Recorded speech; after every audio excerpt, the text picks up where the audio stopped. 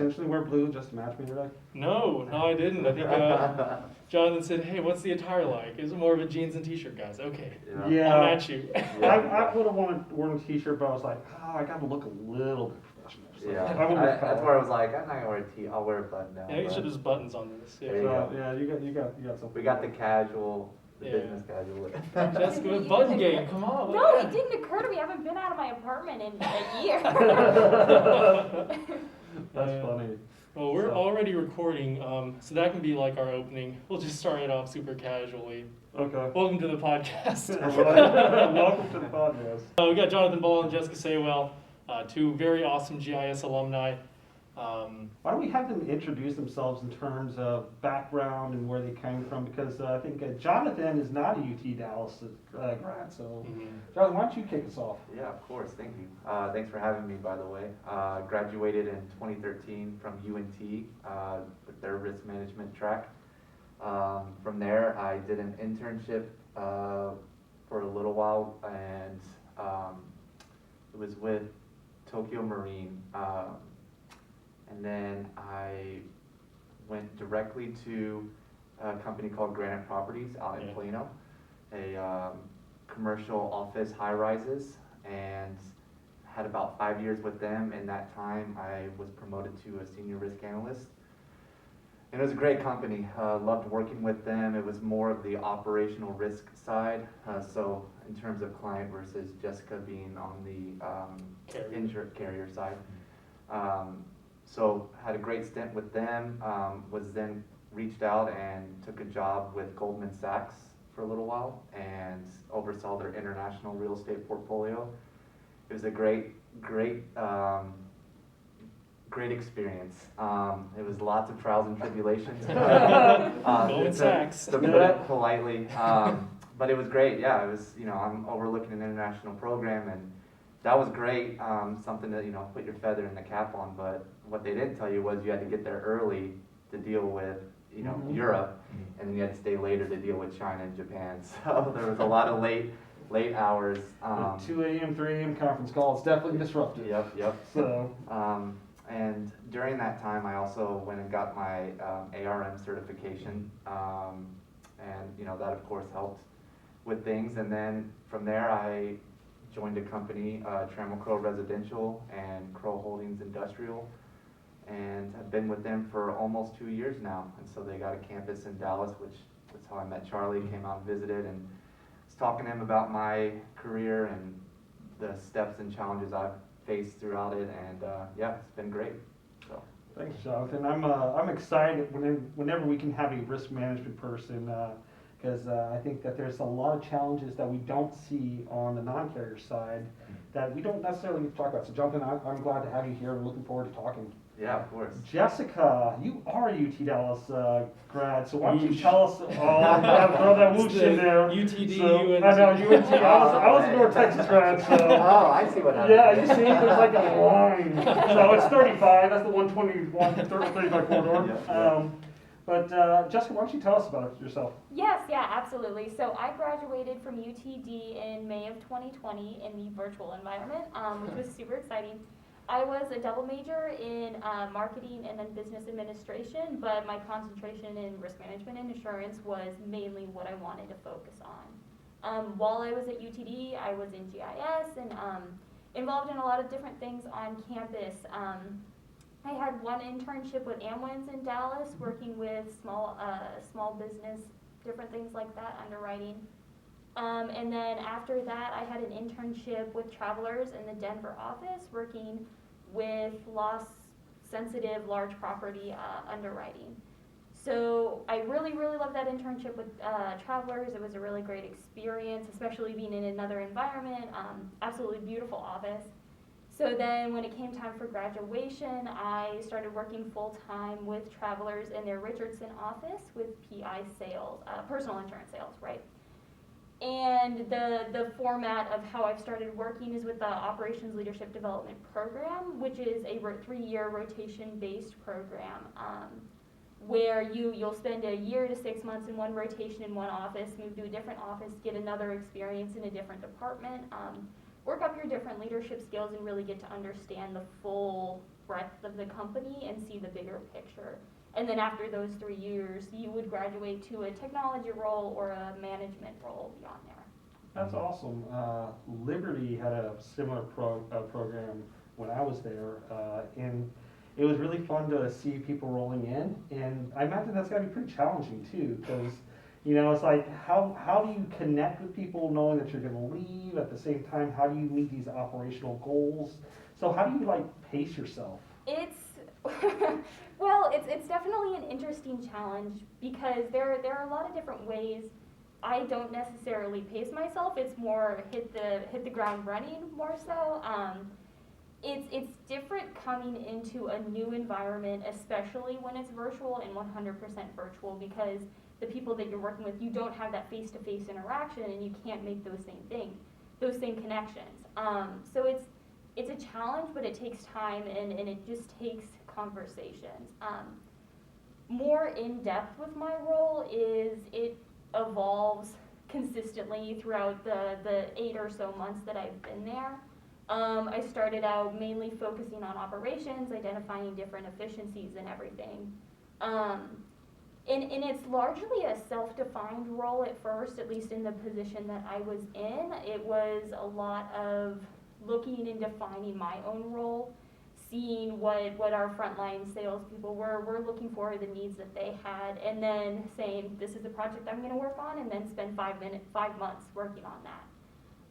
And then essentially rolling it out to everyone and all the sites and everything, which is really cool. Then after 4 or 5 months of that, I began coaching our counselors. We call them sales counselors because we're counseling on the call. So that was definitely an interesting experience because I had not had any experience selling. I had a marketing background, but that doesn't necessarily translate to the experience.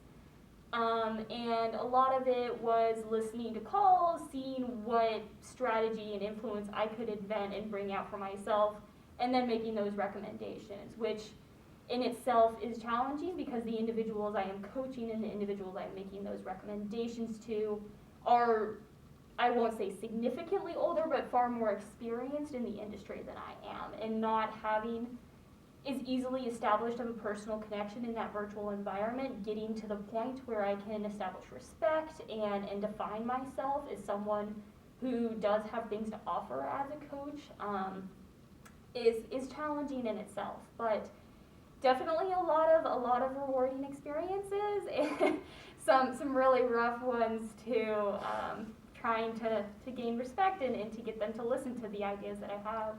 And then they finally listen. They're like, oh my gosh, Jessica, this was a great idea. Why did I not do this before? I'm like, I don't know. Maybe you should have. But beyond that, going in, coaching, it's been a really great experience. Lots of learning. And then this week, so I have, about 7 or so months left in the role. I found out this week that I'm actually going to be getting my own team of 3 to 4 people. Yeah. Which is very exciting and very scary, only not even having been graduated for a year. But it'll be another great challenge, and I think I'm going to learn a lot. So it'll be good. Can I make a recommendation for your team? Yes, go ahead. Buy them all little mirrors for their desk. And the reason why is when you are in personalized sales, one of the things you have to do is you have to mimic that there's someone there. And so by putting a camera there, or not a camera, excuse me, by putting a mirror in front of them while they're talking, it forces them to look at their facial features. And as they're talking, that results in how your tone, your pitch, and your pacing. And so we used to always practice doing cold calling and stuff in front of mirrors because you want to smile, you want to have a positive energy being reflected over the phone. And the easiest way to see that is through a mirror. I love that. That's a great idea. Thank you so much, because there are different styles for selling. One can be very monotone. Let's get through it. Let's make the sale. One that is a little bit more animated. And a lot of times too, especially with new counselors, they need to define which path they want to take. Absolutely. Some work for some and some work for others, but I definitely think the mirror will help with that interaction, especially when they're not even seeing their coworkers. Right, and I mean, when I first started off, I went with the whole idea, I'm a very animated person, as you can tell, but I went with the idea that I need to talk to as many people as possible, and so I would go through 100 cold call numbers throughout the day, trying to get it, and then it occurred to me that I was spinning all my wheels, and instead I wasn't making connections, and so once I started to pace myself, and specifically started trying to make connections, and started taking in, human behavior aspects. Nobody wants to talk on the phone these days, right? So one of the goals was to find out what their X date was and get their email address and then work up a quote and, calendar it out. Okay, the renewal starts in 30 days. This is when I'm gonna quote it up. And once I started my process, that's when my sales started taking off. And so that's, Well, and actually that's an interesting thing. We do get a number of calls where people are just calling in to talk.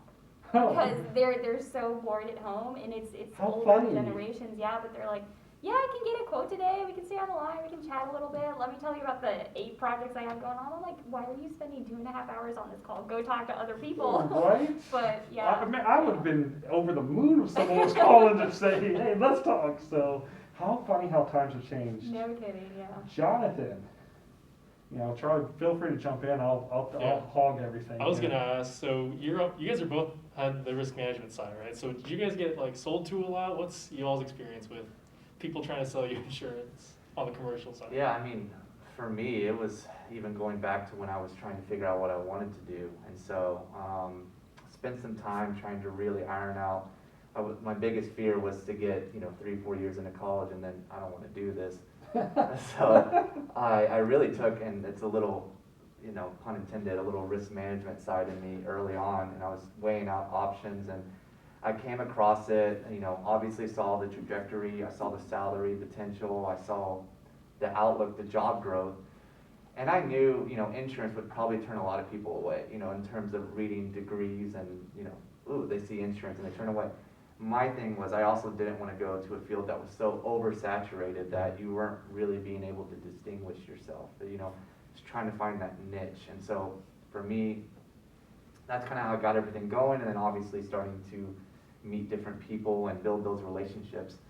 I met people from the insurer side, the carrier side, to the brokers, and then to the owners or clients, and I just found risk management fascinating. And to be that expert, that go-to person in your company, I don't know, that's what attracted me. And then talking through the roles and different things you could be doing, and then obviously how you could be able to go to different companies and different industries too, just because you have that risk management tool, that in your wheelhouse. And so that's kind of how I got on that path, and yeah, I really enjoyed it. So I know Jessica had you're having difficulties, showing off. Hey, I know what I'm talking about with people as a new person, right? Yeah. Did you have anything similar with that? You said you're the expert in risk management. Luckily, when I first started at Granite Properties, I had a great mentor, and so she challenged me a lot and pushed me and made me, have to dig and be able to present and talk through things, so that way she could let me be on my own more and more. And so early on, it was figuring out a lot for me, and I know this is probably going to be a question you have, especially stepping out of college and into a new role. I always tell people, you not only have to learn your job and those responsibilities, but you have to learn the business as well. What does that business entail? And that was something my boss preached to me early on. So there was a lot of that juggling, but as it progressed, first couple of months, people were like, oh, well, he's got a risk management background, so he kind of knows. And most people on the owner side, they don't like insurance. They hear insurance and they immediately switch turns off. And so my biggest thing, and how you were talking about communicating, and I always try to say it's best to try to relate and break it down, and that way, you build relationships, and it makes your communication process a lot easier. So I don't try to throw out big, acronyms and insurance terminology. I just try to break it down to the simple form, and then you build trust, and then it makes it more palatable for that person. So there wasn't too many high-level tasks I had early on, a lot of it was certificate placement, it was renewals, and a lot of it was incident reports. And all of that was taught to me, early on at UNT and a lot of my studies, so it was pretty easy to grab the reins, if you will, and take control. So didn't experience too many issues with people questioning my knowledge or experience. Yeah. And then that's one of the things about this industry is unless you're in it, people don't generally question it because they just don't know. But it's interesting because, Jonathan, you said something that's really true. Is you have to know your business. I think that's one of the mistakes we take sometimes when we go into these risk management industry fields is that we fail to understand, one, our client's business, or two, we understand our own business. And this is why I preach so much that you have to get out and experience. You have to get out, if you're in a manufacturing role, you gotta get out into the manufacturing industry. If you're in the property role in real estate, you gotta actually understand what is your ideal property portfolio look like. And if you're not looking at that, that's a problem. If you can't define it, it's probably a problem, right? And then on the insurance side, if you don't find your niche, as Jessica and I were talking earlier, you have to find your niche market, because when you know your niche market, that's when you understand what your risk is, your risk appetite, as we talk about all throughout. Jessica, when you first got into your role, you transitioned from an internship into a full-time role. What were some of those challenges that you first experienced? Since you're fresher, if you will, into the field than Jonathan, what was some of your challenges in the early days? Yeah, absolutely. There were quite a few challenges. And I've spoken a little bit about the main one that kind of came about with finding ways to establish respect and to establish authority in a world where it's not a given, right? They see a young voice, they hear, I just graduated from college, and they're like, she knows nothing, I'm gonna walk all over her. And in addition to that, some advice I received for how to establish respect is, grow a beard and lower your voice. I'm like, not gonna happen. That's what you did. You see the UNC side here, that's figured out all about that, right? Yeah. Exactly. And that's more based in relationship building. But beyond that, the key challenges, the main two ones I would say, were adapting to the virtual environment, right? I love interacting with people, but when you don't have individuals who want to turn on their camera and talk in person, it can be very difficult to establish that conversation. It can be very difficult to not feel like you're working in a vacuum, to not log on for the day and then count the hours until you log off. Sorry, just yeah, a quick observation. The challenge is, most people face stepping out of college into a role, but then you factor in COVID, and then you're having, we already hear it, with the Zooms and the screen calls, it's hard to really establish those, so I can only sympathize, because that, even further makes it harder for you, so yeah. It's rough, but if once you find a group of friends that you can talk to at work and you can talk to outside of work, it really helps you build confidence. And if you can find people who are on your side and who will encourage you to continue growing and who will turn on their cameras with you every day, that definitely really helps. And then the other side that was a huge shock to me was the aggressive nature of PI. Because when I was in college, I had a lot of leadership opportunities, right? President of X Club and leader of blah, blah, blah, right? It's true, her resume is thick. Yeah. What you doing, Charlie? It was like 14 clubs and half of them were president, blah, blah. Anyway, and the learning experience that I got from there was people respond better in college to a leader as a friend. They don't necessarily take well to being told, we need to get this done. I will text you every hour until you do it if it is past the deadline. That is not received well. So my leadership style developed throughout college to be more friend-based, more friendly. A little bit more passive to encourage people to get there. And that's how I approached the leadership world after graduation, right? But the thing about PI sales is it's very aggressive. You can't be like, hey, let me see, can we get this done by this date? Thank you for working with me. Can we set up a meeting to explain these things? it's not a question business. It's a demand business. It's very upfront, to your face, blunt, and that was very shocking to me at first, because everything I'd learned about leadership in the past was the complete opposite. And that was, it was definitely an experience, and there were some hard days where I'd be like, hey, I can help out on this project, let's see if we can get it done by this day, and responses of no. Like, okay, I'm trying to learn here. And just different ways of communicating that were very, very different, very blunt, and it took some getting used to, one, to be able to receive information in that way, and then to overcome I have to be nice all the time, I need to be blunt and aggressive constantly if I need to get things done, right? Yeah, and Jessica, one of the things you kind of talk about is what I call is the leadership paradigm. Is this idea that employees work for you, and that's where the paradigm really exists. And the fact is they don't. You work for your employees, because the fact is your success is on the backs of their success. Absolutely. And one of the things that I have noticed throughout the industry is the ones who really get this are the ones who have high performing teams, the teams that are meeting goals, who are staying around, because turnover in personal lines is horrendous. And so when you find that leader that gets it, as you have started to get it, it's like it can be one of the most rewarding parts of your career. I will tell you from my personal experience, for every high functioning team you go work for, you deal with 4 crappy ones. Okay, and so you got to enjoy it when you get it. So once you develop it, that's one of the exciting things about being a leader on a team like that. And I hope you get to experience that in this next new role you're stepping into. I'm very excited for it too. Awesome. And it goes without saying, and it was kind of my thing. I've had numerous bosses. I've taken lots of notes, and I've even seen on the other side of the coin from other lines and insurers and brokers.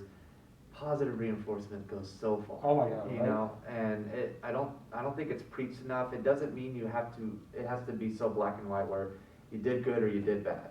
I think even if you come up short, you're able to kind of, hey, what are the positives, and let's focus on that. But then also, what can we do better next time? And that was something early on. I had a great mentor, and that was just something I think when I become a boss and a manager or risk manager, that's going to be my token. Charlie, you've done a couple of roles yourself. What's been your experiences with leadership? I think the 4-to-1 ratio is very accurate. There's been good teams and bad teams. I think the good teams are rare because you do need to have that chemistry that you can't just have everywhere. I think this year is especially hard with COVID. Engagement is difficult. It is. Because like you said, nobody wants to turn their cameras on. But I think positive reinforcement is what I try to do. Hey, thanks for showing up. Thanks for communicating and such. I think when the COVID wasn't there, I definitely agree with the friendly leadership style. I think it's a move because I've been on a dance team, and a lot of it's just you have to move 20 people in the same direction, and logistically it's difficult, but when you have that team and it works out, it's pretty good. There's a lot of various, TED Talks on leaderships. Some of them apply in certain situations, some of them don't. The key is just knowing which ones work and which ones don't. Absolutely, and that's really what I've seen too, is you get so much advice, especially when you're starting in the industry, of how to lead, how to be a good leader, how to get your employees to 50 do books things. on it, Exactly. 50? 500, There's 50,000 500 a year on the topic.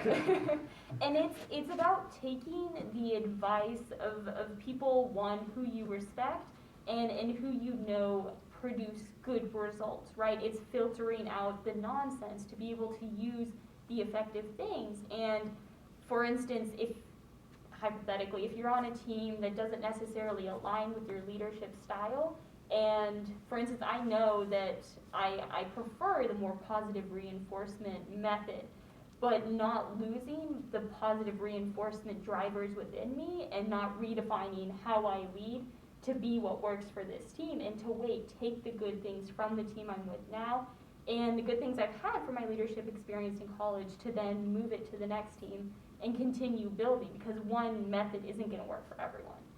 Absolutely. Absolutely. Jonathan, do you have something you want to piggyback there? No, I mean, it was just in terms of transitioning to a new job. I can only speak from the owner side. You know, I always, and this is something I preached to you, Charlie, was when you go into personal lines or on the carrier side, typically you go through a training, you find that niche or that one product line or type of insurance, and you're able to focus and get in depth on that. The problem on the owner side as a risk analyst, future risk manager hopefully, is I have to learn all of the lines.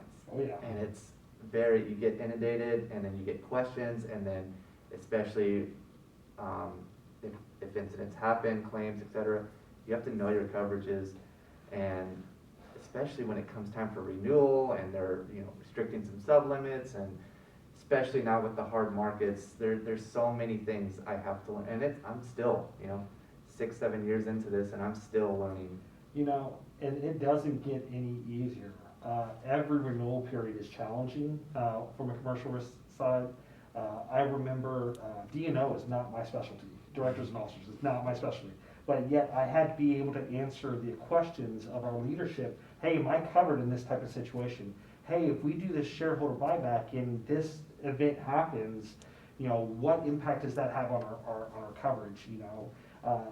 You start getting into stuff like that, especially with this new product that's coming out on D&O, which is Side C coverage, which is basically if you are just being investigated for insider theft or for some reason, right? That may not be a qualifying trigger under a policy, but the Side C coverage is to help cover that expense of hiring consultants, and defense costs, and all this other stuff. It's maddening. I'm very nuts and bolts. I'm a property guy. That's where my skills are, and I can do liability all day long, But you start getting into these other ones, especially commercial property, where, you start talking about, buildings that are no longer occupied greater than 40% or 50%, stuff like that, where you start getting into,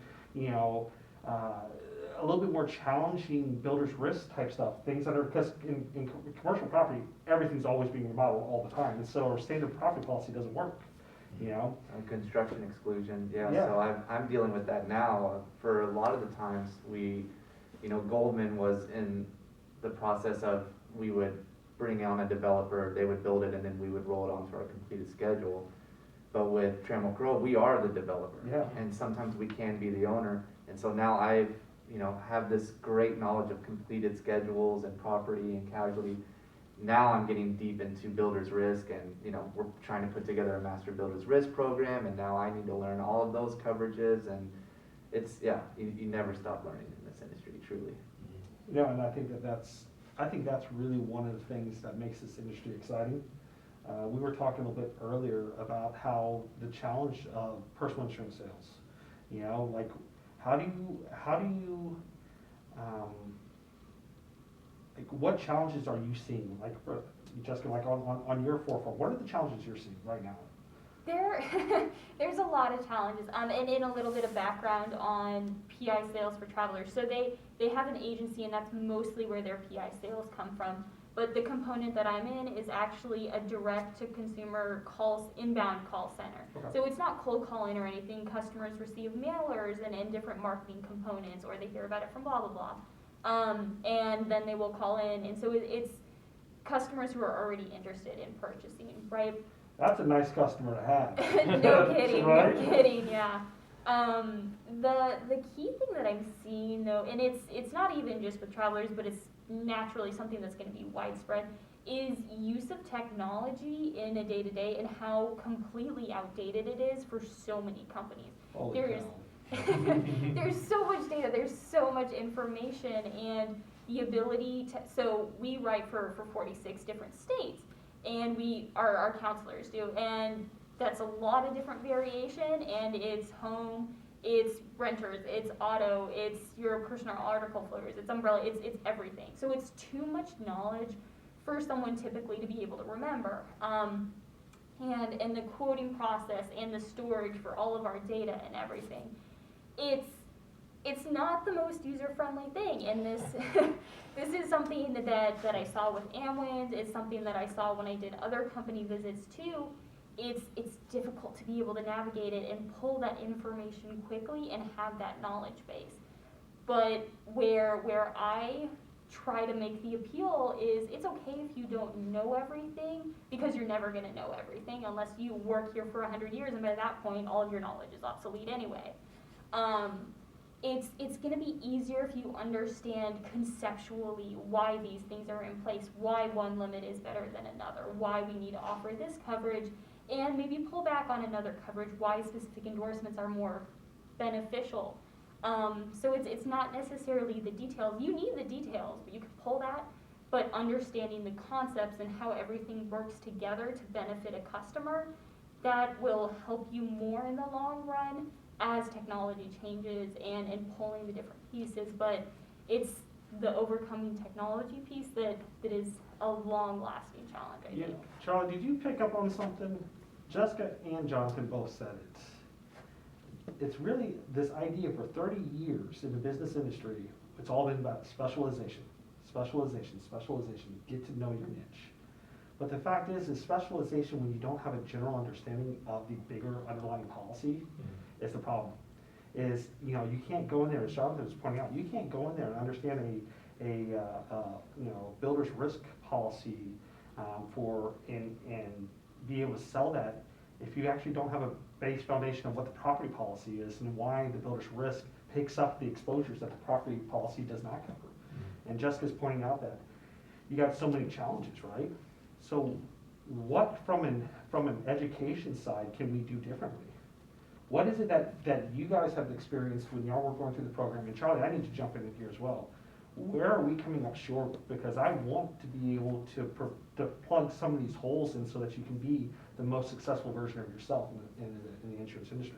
Yeah, I think that we do get a pretty good foundational understanding of, hey, this is risk, right? Frequency and severity, and how, you know, if you pay, this is a trade-off between higher deductible or higher premium, right? And knowing why that happens, of like who's carrying the risk, who you're transferring it to, I think that's pretty good. And I actually only learned that in my senior year. But I'll happily help you with the curriculum. All right, I like it. I like it. Yeah, I mean, I'll just kind of backpack off Charlie there. It's tough, right? Because again, I always say there's 3 avenues you can go down. You can go down the risk manager side, the owner, the client. You can go down the broker, and you can go down the insurer side. Mm-hmm. Each one could be its own degree, truly. Absolutely. And so That is the goal, by the way. Yeah. So I mean, again, I think, and I can only speak from UNT's perspective, they gave a great foundation. I mean, we did everything from enterprise insurance, life insurance, property, casualty. I mean, there's only inland marine. There's, you know, we're covering all of that, and each one of those could be its own year, you know, of classes. So it's tough. I think for a lot of it, all you can really do is package it and then say, where do you want to go? What avenue? And then from there, it really is up to it's building those relationships, it's finding mentors, and it's trying to, for me, it was studying and it was digging deeper into that on the risk manager side in order to gain that knowledge, because it's almost trial by fire once you get out there. You get the knowledge, you get the base, and then you have to take the torch and run. Mm-hmm.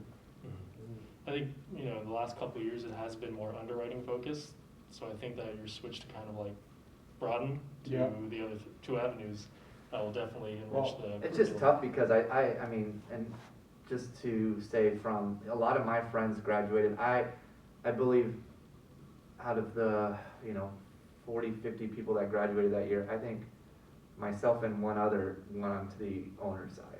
And very few make it to the other side. Yeah. And It's tough right out of college to get that. It You is. really got to find someone that either is wanting to get an entry-level person in, and I was just fortunate enough to find it.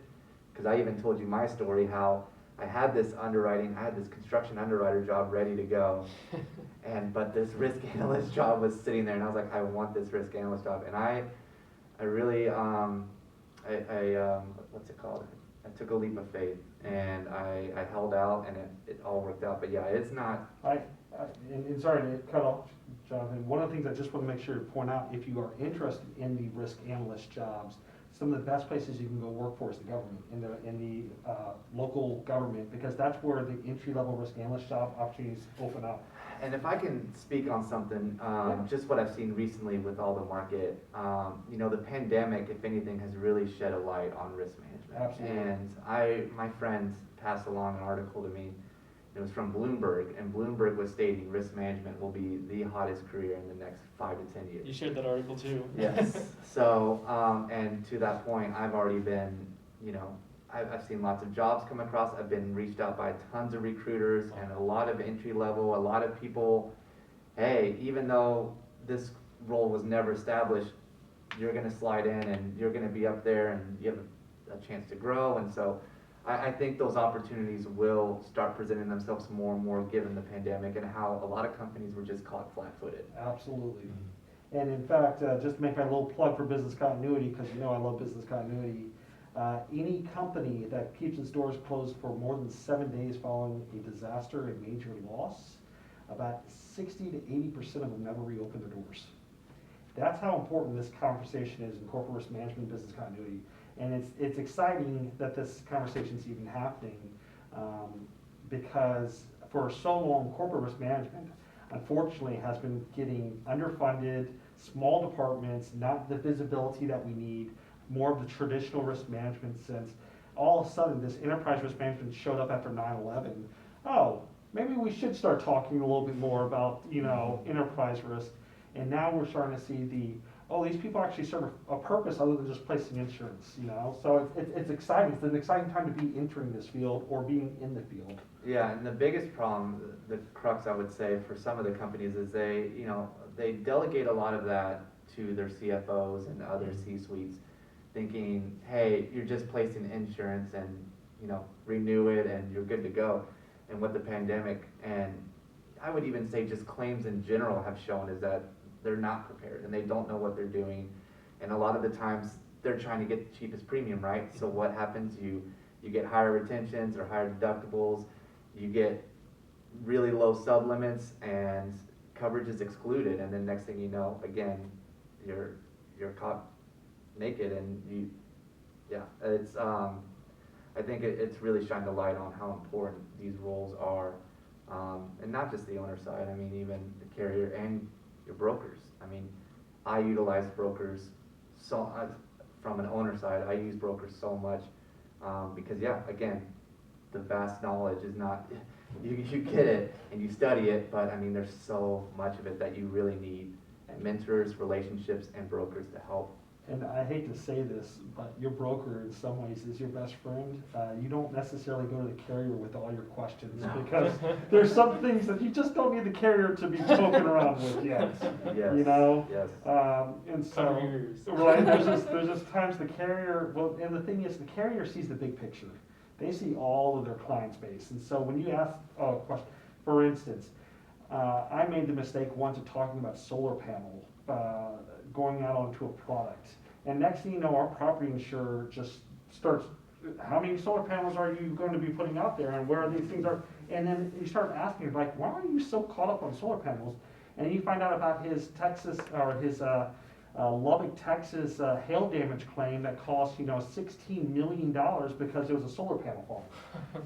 So it's just little things that like twist. It's funny. I'll just give a quick example. We've floated the idea of opening some liquor, establishments or bars we have our apartments and retail areas located. And we're like, hey, we might put a bar in here. We might put a bar in.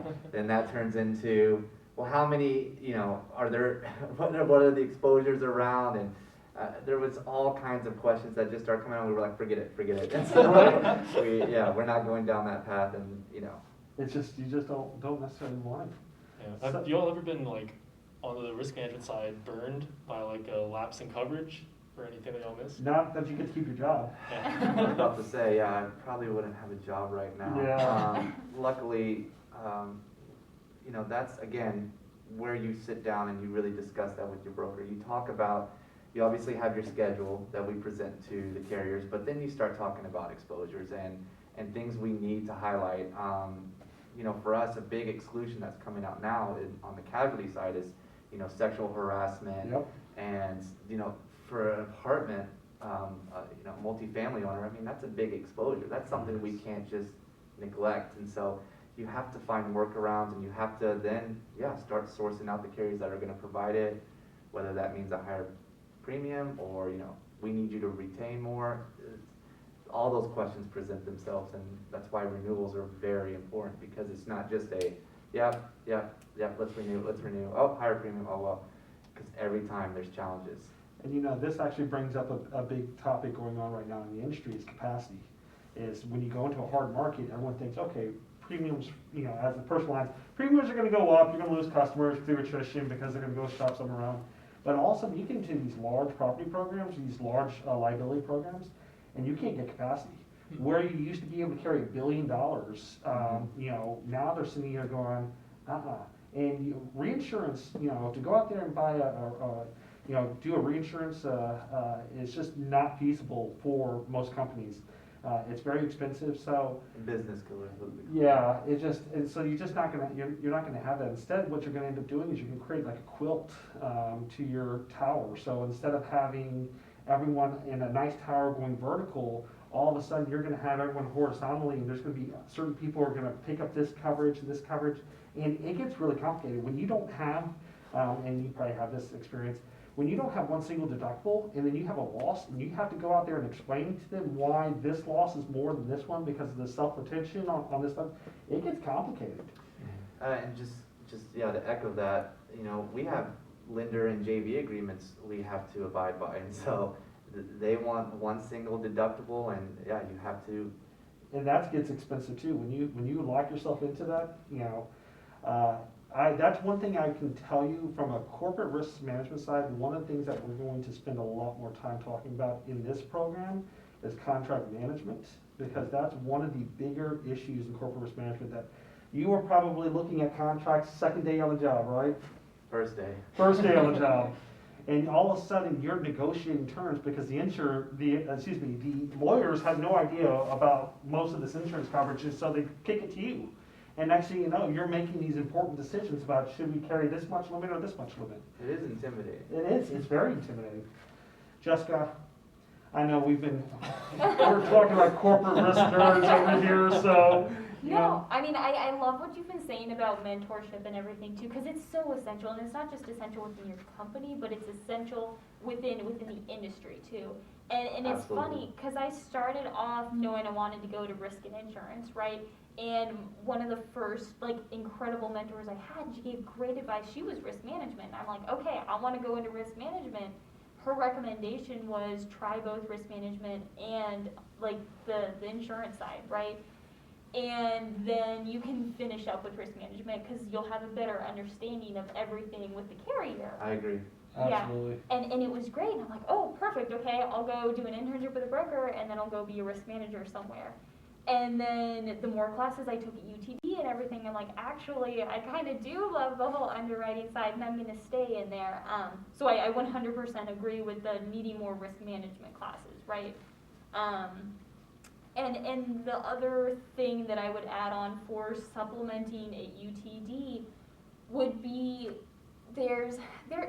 when you ask people, how did you come to this company? How did you get in? It's, I fell into insurance. It's never, I wanted to go into, exactly. That was a lot of the people that came to present at UNT. They were, you know, near the end of their career, and they're like, it's funny, I fell into this when I was 40. You're doing this right out of college. You're gonna have a great track. But that was a lot of it. But now, yeah, we're getting the baseline experience, and now we're gonna be able to grow. And like you said, a lot of people stepping into that insurer role can then eventually transition to the risk management side, and that's a beautiful thing because you have that foundation, and now you can extrapolate that and be able to express it and communicate it better to your people. Right, exactly. And I think with the students that you have majoring in these different things, if you can get them to see that if you get on board with this now and you love it now and you're passionate and you have the knowledge for it, you can go so far because you are going to be able to push so much harder to get where you want to go than people who just fell into it, right? They might have the knowledge, but they don't have the passion for it. And being able to communicate that, because I can't tell you how many panels and things I've gone to at UTD with UMHB and Delta Sigma Pi, like, I push insurance every time. I'm like, this is the greatest industry. You can make money. It's stable. You have so many stories. It's a blend of art and science. And I think maybe 2 people have gone into insurance after it. Maybe I'm not selling it well enough. It's just not a sexy industry. Exactly. And there's so much potential though. there's so much. Again, it's the same thing with being on the company, on the owner side. People hear insurance and they turn off. It's the same thing with students. They see insurance and like, I don't want to deal with that. But it's I say on the risk manager side, it's one piece of it. It's again knowing your company, knowing how they operate, and then being able to implement, effective strategies in order to protect them. And this is one thing that I wish I could say that I had every intention of going into insurance. I really wish I could. My dad started off in insurance. He got out of the Navy and he went and basically was the vice president of underwriting, chief underwriting officer for a company. He has been in insurance for his career. And I got out of the military. I had every intention of becoming a doctor until I looked at all the years of schooling. Which, by the way, it took me longer to get my PhD than it would take me to get a medical degree. But the fact is, I started off at Liberty because I was looking for something that would get me through grad school, and next thing you know, I fell in love with this. And that's actually where I made my commitment over a decade ago that I was going to be a professor of a risk and insurance program. And so I accomplished my big dream in 10 years, which, that's one of the things I think that even, for Jessica and Jonathan, is you're so young in the field that you get to make those big dreams, you get to plan for those big visions, and they're gonna happen because you have the luxury of time. You go into the insurance field at the age of 40, you're gonna have a lot harder time reaching the higher levels that you wanna be, especially when we start looking as technology continues to revolutionize this field. I think that this, if you could look at any field within this JSON building right here, I'm telling you, risk and insurance is probably the one that has the most opportunity for personal growth, happiness, and financial success. There's the motto that we always said was the 100% job placement, that was something that's very attractive, but, Jessica spoke on it, I just want to really emphasize it for the people watching. And something I wish I took to when I was in school was relationships. The relationships, this industry is so big, but yet so small. Absolutely. And everybody really, one way or another, knows everybody. And so that was something I've gone back to UNT and spoken to students, and that's the number one thing. Establish your LinkedIn. Do not burn bridges. Keep those relationships, because even now, like I said, when I come across difficult renewals or coverages I don't understand, I have almost someone designated in each line that I, whether they're with a broker on the carrier side, that I can reach out and be like, please explain this to me, or what's happening here, or even with my competitors in the same industry, I can reach out and say, what are you seeing? Are your renewals, are you getting hit as hard? What are our exposures? Are we apples to apples here? Relationships are everything in this industry. I definitely agree with that, and I'm looking forward to watching you two be successful in connecting with y'all down the road, because I think that there's a lot of opportunity for this networking. This is really what, when we look at the insurance industry, Jonathan said it best, networking is everything. You can burn your bridge, you can burn your reputation in one email. And it doesn't take much, and being a hothead is not a good thing, Jessica talked a little bit about it earlier, aggressiveness. Over-aggressiveness leads to burnout, You have to find what makes sense for you, but. Especially on the carrier side, I will tell you, Jessica, a lot of the communications I had through 3 different companies was we were very well aware of underwriters and people that were tough or people we did not want to work with. So the message does get spread. So. Yeah. You know what? known for at least one or two times where I've worked with a claims adjuster or a consultant that I did not have a very good opinion on. And when it came to renewal, specifically in my renewal documents, it says that this claims adjuster will not be coming back to any of our claims. Mm. That's sending a very strong message to the carrier. Yep, You know, you don't want to be in that situation, yep. you know? Charlie, do you have anything you want to finish up on? I guess we're kind of coming close on time. I'll get a couple last questions in here. We'll do just something you're passionate about. If you had to give a TED talk on anything not insurance related, Huh. we're going to switch the direction real quick. What would you talk about? I know we asked this question at the end of ours, and I Yep. think I talked about health and wellness. What was yours? I don't know. Never. I So many things. So many things. to I talk must about. say, yeah, I'm writing too many things these days to be able to remember, so.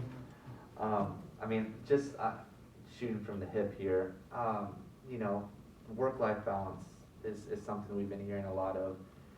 And especially as inundated as we are now, and especially due to COVID and being, you know, on camera and behind your PC the whole time, for me, it's really about detaching. And so I love going outdoors. I love hiking. I love, you know, me and my wife have a goal to check off all the national parks. And so That's cool. yeah, That's so like I highly emphasize, you know, it's important to, you know, yeah, inundate yourself and learn and build relationships, but also unplug and you know, try to, I don't know, try to get peace of mind, because you need to come back, you need to hit the ground running, and you gotta have that work-life balance. So that's something I focus on, and that's my go-to hobby, if you will. Yeah, I like it. that's cool. Jessica and I have like a board game group, and actually we do road trips, planning on going Oh, Yeah. how cool. Yeah. Lincoln National Lincoln Forest, National Forest. or it's still in the air. We'll figure it out. We A planned so board many game trip?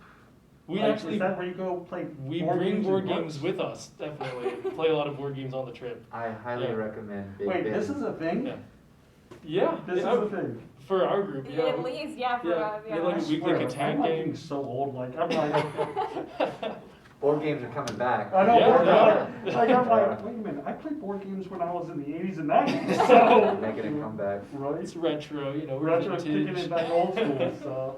Jessica, Yeah. what would be your TED Talk?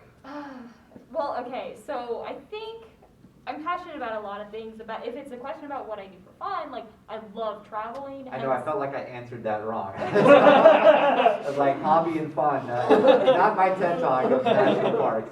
I mean, I'm on board. That is incredible, and like my bucket list is basically just places to see. Yeah.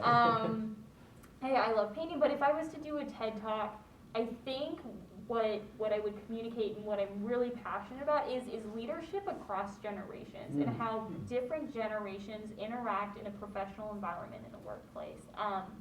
How one group responds to different leadership styles versus how another group responds, and then how the peers work together, right? There's so much research on it, and it's so interesting, and we're at a very unique time right now where we have, 5 different generations in the workplace at once. You have the boomers who are still phasing out a little bit. Did you say boomers? I mean, baby boomers, that's the generation name, right? Who are phasing out a little bit, but still very, very present. And then you have the iGen and Gen Y, or no, Gen Z coming into the workplace, and the dynamics between how they all work together, how they view, and in each generation between how they view work-life balance, how they view career goals, what their priorities are, and how they view relationships between management, is so different between each one, and it's something I think everyone just needs to research more and be more Absolutely, aware and of. I'm gonna go ahead and say that the newest generation, in some ways, is a more challenging one, because also the gig economy. You can have people who are working 2 or 3 jobs that pay the bills, and they're happy with that. They work when they wanna work, they do what they wanna do, and so that also creates some challenges. I will say, if we were gonna talk about TED Talk, the one thing that I would wanna point out is you gotta treat veterans. Veterans are completely different from all the other generations, because veterans, regardless of generation, will talk to each other they'll go right into the lingo. But if you're not a veteran, if you're not someone who's ever served, like all of a sudden it's a different leadership style, you have to deal with them. You know, that's a TED Talk I would like to do. It's So, all about organizational behavior. all about organizational behavior and culture. That's what I love. It's a great point, though. I mean, it really is. Most of my bosses have been, 30, 40 years older than me, and so, you're trying to relate, you're trying to build that relationship, and then even, I always say, I don't only have to deal with my boss and the insurers and the third parties, I have to deal with my own people. So from engineers to property managers to accountants, I deal with them all, and so it's being able to relate and build those relationships. Yeah, it's a big, it's an issue, but it's getting better, and yeah, I think the more time you spend there, the better it gets. Okay, I got one question before we kick this off, because I know that everyone's time's valuable. Most important book you've read? Jessica. Oh goodness. Okay. So, can I give two answers? Sure. Okay. There's- No, you can only give 1.5 answers. Okay. That actually fits better because I don't remember the title. There we go. All right. It's about resilience. It's by Jocko Willink and someone else. It's about Jocko Willink. Yes. Yeah. What was it? Extreme leadership? Yes, that one is incredible. There are so many quotes from it that I take with me every day, and it's so motivating. For instance, my favorite one is how the alarm in the morning is the first test you have every day. You don't snooze it 8 times and then you're gonna fail the first test 8 times. No, Yep. you need to get up and be ready to go for your day. That one was absolutely incredible. And then I would say Educated, by, I don't remember her name right now. But that one is absolutely incredible. That gives you like a really good picture of different experiences for people, and it brings you back to not everyone's had the same experience that you've had. And it's important to learn that about people in order to see where they're coming from and understand their behavior. Both excellent books. Both excellent books. I love Jocko Willink. So Yeah. many. Well, the interesting thing about what you talked about starting off with the alarm clock, is for the Navy SEAL mentality, that is actually very much everything is, you focus on the first evolution that's in front of you, you accomplish the first evolution, then you worry about the next evolution. If you think too far ahead, psychologically you'll wear yourself out and you'll experience failure. So cognitive failure, the way you overcome cognitive failure is you focus on what's in front of you, not what's behind you or ahead of you. I love his work. Oh, yeah. He's fantastic. It's funny, as you say all that, it was, my book's a little cliche, but it's The Alchemist, and it's Cool. for There's that. nothing cliche about The Alchemist. I'm just saying, in terms of favorite books, it's just because of what you said. It's being present and staying grounded, and it's appreciating what you have. And to me, that just, I think, is my meaning of life, and trying to keep all that in reality and conscious of it versus what I have to do in order to pay my rent and make a living. I try to be present. So yeah, I love it. Can I make a recommendation for both of y'all? Yes. Because both of you are going to be excellent leaders. I see this. There's a book called Asking Better Questions. And I'll send you a text after this so you can have the book. But it's all about, the fact is the reason why we don't come up with the right answers, the right solutions, is because we're not asking the right questions. Right. And as a leader, I think that there's more power in asking a question than directing action. And so I think both of you are going to be extremely successful. I appreciate you coming on and giving your time to share. I'm looking forward to having y'all back at other activities, especially when COVID's over. I'd love to have y'all involved in a lot more opportunities. Charlie, you want to finish this off? Future adjunct professors. I'm about to say, if we grow the program the way we're hoping to, we might be there. So. If I could too, I'd love to make a plug real quick. Absolutely. In terms of, again, building relationships, I was part of a group called YRP, Young Risk Professionals. I was vice chair for a couple of years and had to step down just because life was starting to take hold. But it's a great organization to be part of, similar to GIS. A lot of young industry professionals in different various stages of their career. We say young, but I mean, we welcome older as well. And I know there's a golf tournament coming up on April 29th. And then they have numerous meetings, and I think just due to COVID recently, it's been a lot of informal like Zoom calls and stuff. But pre-COVID and maybe hopefully post-COVID, there's lots of happy hours, lunch and learns and stuff like that, and so highly implore you to check them out, and all your students as well. Absolutely, It's a great- continue sending me the information, I'll continue submitting and giving it out to everyone, because that is absolutely a great one, as well as the alumni chapter at UTD is a strong, powerful one.